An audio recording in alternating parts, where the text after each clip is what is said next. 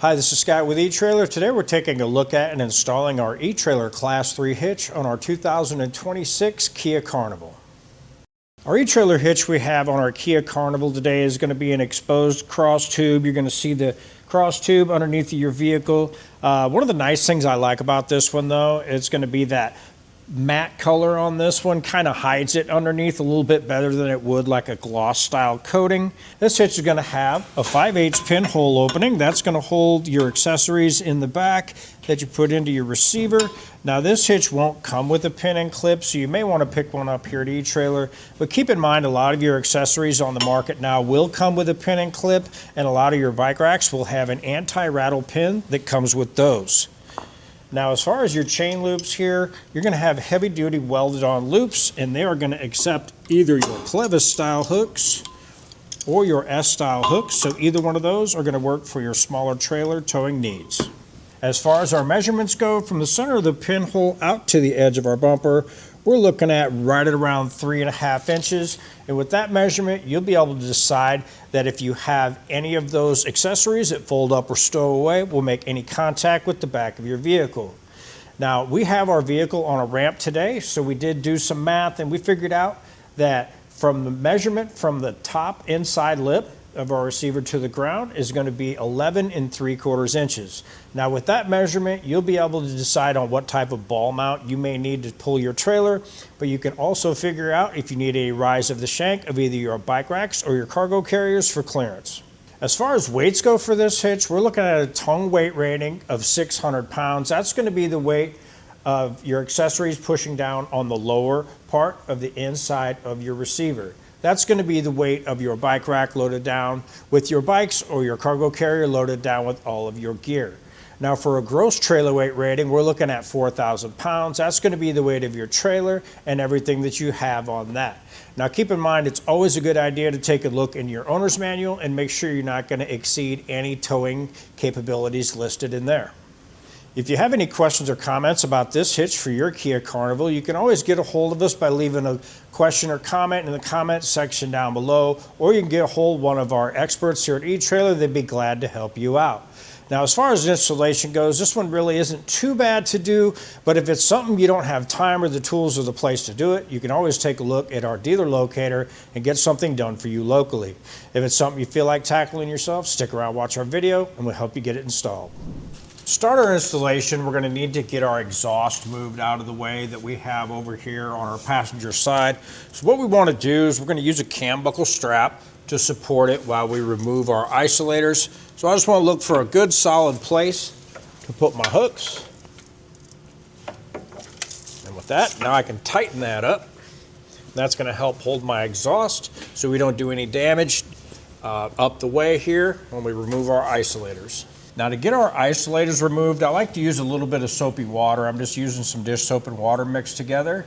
And what I'll do is I'll come through and I'll just spray my rubber isolators with my soapy water mix and just kind of move my exhaust around. And that's going to work that soap into my isolators. We're going to be removing this one back here towards the rear, and we're going to have another one up front. We're going to have one up here by our muffler. And if we need to, we'll have another one just forward of that we'll remove as well. And both of these are going to be the same. So all we're going to do is just get those sprayed down.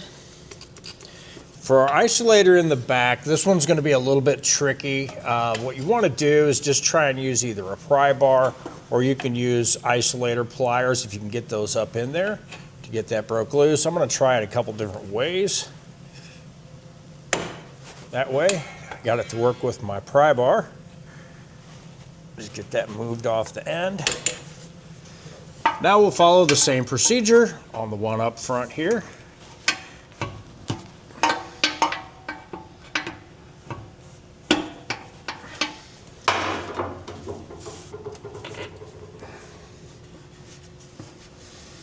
Now I'm going to go ahead and get the one that's a little bit further forward on our muffler, and same thing, just going to use my pry bar and get that popped loose.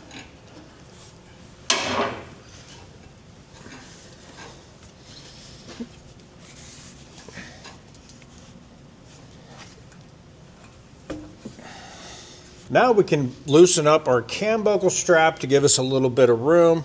Just want to hold up on my exhaust and then loosen my strap and just bring that down a little bit. Now that I've done that, that's going to support our exhaust. On our driver's side, we're going to have this panel, and we're going to have some little pop pins all the way around that. A couple of different ways you could do this. I like to just take a screwdriver, and you'll find a little slot in the clip itself. Just want to pop that down, pull that out, and we'll just do that all the way around. As we follow our panel back, we're going to have one more up here in the back, and the same thing. We're just going to use our screwdriver and pop that out. Now that we've done that, we can pull down and remove our panel. Floor pan each side of the back of our vehicle. We're going to have this caulking right here. We need to remove a little bit of this, just give it a flatter surface for our hitch to line up in here. So I'm just going to use my multi-tool, and we have a little cutting edge on that, and I'm just going to run up that and thin this back a little bit, and that's going to allow us for our hitch to fit better, and I'm going to do this on both sides.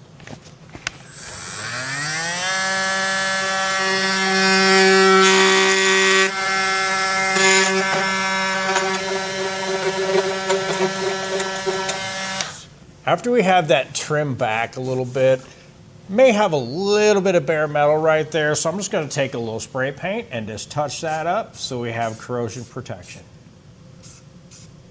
Underneath of our vehicle on each side, we're going to have 3 weld nuts. These are what we're going to be utilizing to get our hitch installed. Now our vehicle is pretty new, so we're pretty clean up in here, but if yours ends up having some dirt and debris up in here, it's always a good idea to take a toothbrush and just run that up in those and clean them out. That way you don't have any issues with getting your hardware threaded in. Now before we can get our hitch lifted into place, I like to get all my hardware separated and sorted out. In our kit, we're going to have these bolts, and we're also going to have these conical tooth washers. And when we put these together, we want to make sure we have them where the side with the teeth are going to be facing our hitch. Now with an extra set of hands, we can get our hitch lifted into place. Jonathan's going to help me lift it up. Now what we want to do is make sure we have our hardware ready. And what I'm going to do is put this up this way. We want to line up our bolt holes and just get one of them started. I'm going to start this one towards the rear.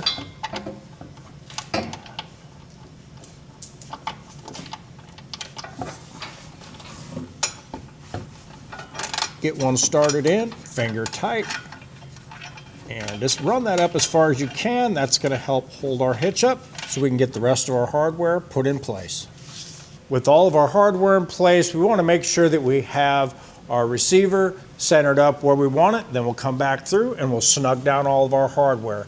This side's going to be a little tricky because we have our exhaust in the way, but as you can see, you will be able to move it back and forth. So just do that and then just snug them down.